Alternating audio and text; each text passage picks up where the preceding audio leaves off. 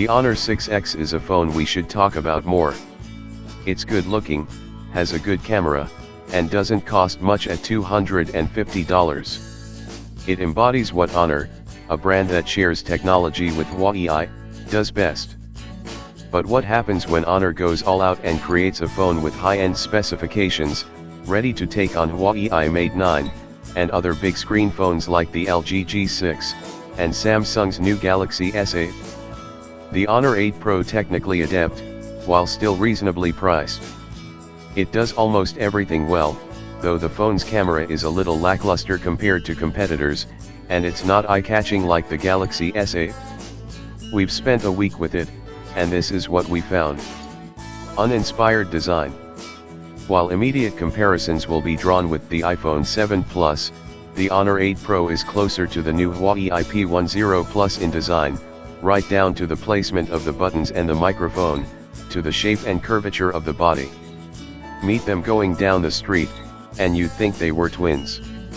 The body is made from aluminum, which has a very pleasant soft textured touch to it, and the large 5.7-inch screen is covered by a 2.5D curved Gorilla Glass 3.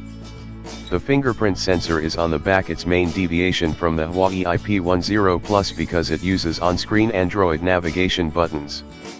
It's comfortable to hold, but it's slippery. The rear also attracts nasty smudges if your hands are anything other than squeaky clean. This is a large phone. It's essentially the same overall size as the iPhone 7 Plus, and comes close to matching the Mate 9. It's almost impossible to stretch your thumb across the display, so you'll regularly use two hands, or resort to Honor's software and fingerprint sensor tricks to make the phone usable with one hand.